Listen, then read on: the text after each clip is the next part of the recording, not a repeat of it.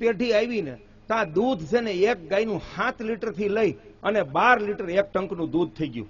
અને ઈ ગાયને વેચવી ને તો 50,000 થી સવા લાખ રૂપિયા આવે છે. ઈ ગાય દુખી થાય કોઈ દી? બસ આપણે અહીંયા ઈ કરવાનું છે કે ગૌશાળામાં સારામાં સારા નંદી રાખો, અને જે ગાય સમાજને નથી જોતી એને ફેરવવાની જ નહીં. 25 ગાયોથી ચાલુ કર્યું ને તે 300 થી 1500 અનાજ કરી નાખી, અને છે ને ડોકમાં ઘંટીને પડ થઈ ગયું ગૌશાળા વાળાને. કારણ કે એ રૂપિયા કેટલા જોઈએ પછી ગયો હે, અને ગામે ગામ ગૌશાળા થઈ ગઈ. કોણ કેટલોક ટાઈમ ફાળો આપે? એટલે અનાથ ગાયોની સંખ્યા ના વધારાય, એમાં ચેપી રોગો ફેલાય, એને તમે નોખી રાખો, એનું જીવન ત્યાં પસાર કરી દે. અને બાકી તમે ગામની ગાયું ફેરવવા સારામાં સારા નંદી રાખો. 10 વર્ષે છે ને ગામના એક એક નાગરિકને દરરોજનું 1-1 લીટર દૂધ મળતું થઈ જાય. કોકને 100 કિલો ઘી જોતું છે ને તો એક જ ગામ પૂરું પાડી દે. અને જાઓ અત્યારે ગેરંટી સાથે કહું છું, ગામમાં 2 કિલો ઘી લઈ આવી દો, જાઓ હે 1500 કિલો લેખે લઈ લો. નથી હે તો આપણે વિચાર તો કરો. અવડા મોટા ગામમાં કિલો ગાયનું ઘી ના મળે, આપણે ડૂબી મરવું ના જોઈએ કે આપણે કેવી ગૌ પાલન કરી છે, કેવી ગૌ સેવા કરી છે હે. અને તમે જામકામ ઓર્ડર આપો, અમે તમને 500 કિલો ઘી આપી એક ગામમાંથી. આને પરિણામ કહેવાય. પાણી આપો થોડું પીવાનું. બીજું, ગાયના દૂધનો ભાવ 10 રૂપિયા લીટરે કોઈ લેતા જ નહોતા. અમારા બધાયનો વાંક છે, ધર્મગુરુનો વાંક છે. આપણા એકેય જમણવાર શાસ્ત્રીજી ગાયના ઘીથી નથી થતા. આપણે તાલીયું જ પાડીએ છીએ હે. નકર આપણે કડક થઈ જવું જોઈએ કે ભાઈ અમે ખાલી સુરમું જ બનાવશું, પણ ગાયના ઘીનું જ. અને અમારી આ સલાહ નથી હો, અમે અક્ષરશ જીવીએ છીએ. અમે 10 વીઘામાં ફેક્ટરી છે, ત્રણેય ભાઈ 10-10, 15-15 વીઘામાં છે. 2000 ની કિલો બેન મીઠાઈ લેવું પોહાણ છે.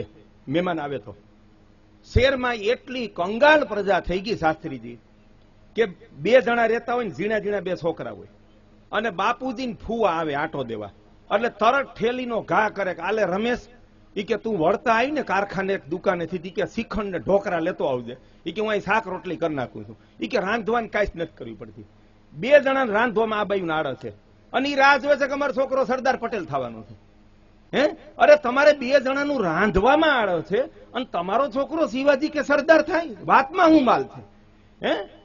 જે માં પુરુષાર્થી હોય, જે માં નિર્ભય હોય, અને જેનામાં ગુણ હોય ને એની પ્રજા ગામમાં જ જોઈ લ્યો ને, ક્યાંય જોવા નહીં જવું પડે હે. અને અમે કેમ જીવી છે? અમે બજારની એક ચીજ લાવી નથી ખાતા. ઘરમાં મહેમાન આવે તો ચૂરમું, લાપસી અને દેશી ગોળનો ઘઉંના લોટનો શીરો બનાવીએ, ખીર બનાવીએ, દૂધ પાક બનાવીએ, ગાયના દૂધનું શ્રીખંડ બનાવીએ, દહીં બનાવીએ. મનસુખભાઈના ઘરમાં બહારની મીઠાઈ નથી આવતી, બહારનું ફરસાણ નથી આવતું. મારી દીકરીના લગ્ન કર્યા, 1.25 કિલો ગાયના ઘીના ચૂરમા લાડુ બનાવ્યા, 50 કિલોના પહેલે દિવસે બનાવ્યા, બીજે દિવસે જલેબી મેસૂબ બનાવ્યો. અને ક્યાંય મીઠાઈથી મુખવાસમાં અમે કલર નથી વાપરતા, કેમિકલ નથી વાપરતા. એવું આદર્શ રીતે જીવી છે. ફેક્ટરી ફ્લોટેકમાં આવો વ્યસન મુક્તિ છે, નક્કી તો એક ધંધો છે. ઠંડા પીણાનો પ્રતિબંધ છે. લીંબુ શરબત આખા સ્ટાફને પાઈ આવી ગરમીમાં. આપણી પ્રકૃતિ ને આપણી સંસ્કૃતિ, આપણા ઋષિઓ આ બધું સમજાવી ગયા. આપણે કોકાકોલા ઉપર જીવવાનું છે, આપણે પેપ્સી ઉપર જીવવાનું છે.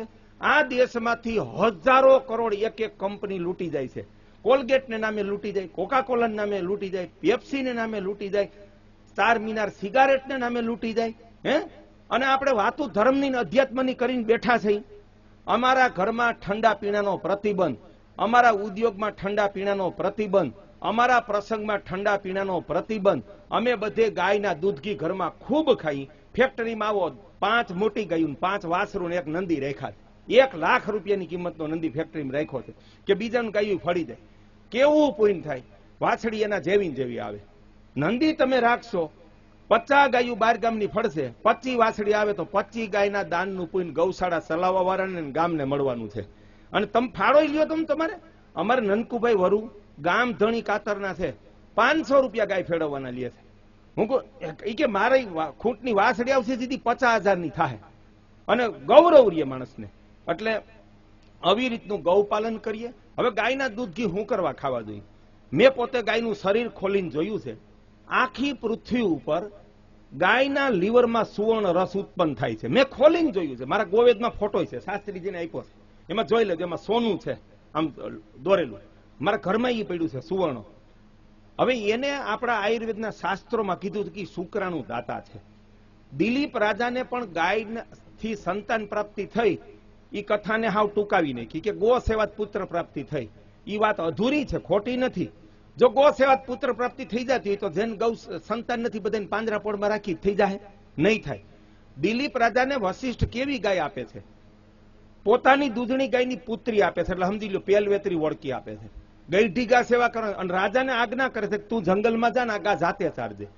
ગાયમાં એટલી દિવ્ય શક્તિ છે કે આપણું શરીર ઊંઘે ને એટલે આપણામાં જે રોગ હોય ને કે તત્વો ઘટતા હોય ને વનસ્પતિ ખાય. અને તેથી કે એવું ખોદેલા નહોતા ગૌચર, એટલે અડા બીડ ગૌચર હાઈ ક્લાસ ઉભા હતા ને બધી વનસ્પતિ થાતી, વેલા છોડવા બધી પ્રકારના ઘાસ.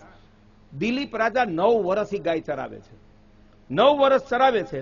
ગાય એની હારે નાયરે રહી, તારે હારે નાયરે રહેવાનું. ગાય બેસી જવાનું, ગાય ઉભી રહી તારે ઉભું રહેવાનું.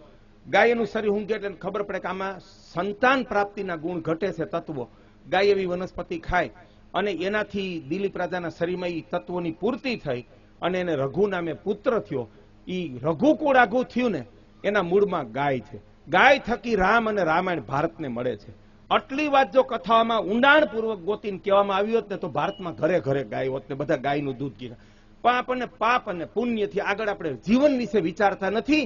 એ પણ આપણા ધર્મની અધૂરપ છે કે આપણે આપણો દેશ 900 વર્ષ ગુલામ રહીએ, કરોડોની વસ્તીનો દેશ, અને બહારથી મુઠ્ઠીભર માણસો આવી આપણને ગુલામ બનાવી જાય. અહીંથી 50 હજાર બેનું દીકરીઓને ઘોડા વાહે બાંધીને લઈ જાય અને રૂપિયામાં હરાજી થાય. અને હજી કોઈક ભભૂતિ કાઢવા વાળો આવે ને તો એની વાહે પાગલ થાય. હે સિગરેટ ધરે, દારૂ ધરે ની કે મામા પીરના પરચા મળે, પ્રજા ભગવાનને મેલ પડ્યો અને મામાની વાહે ચોટી પડે. હે આ આપણો અંધકાર છે ધર્મનો કે એમ થઈ જાય.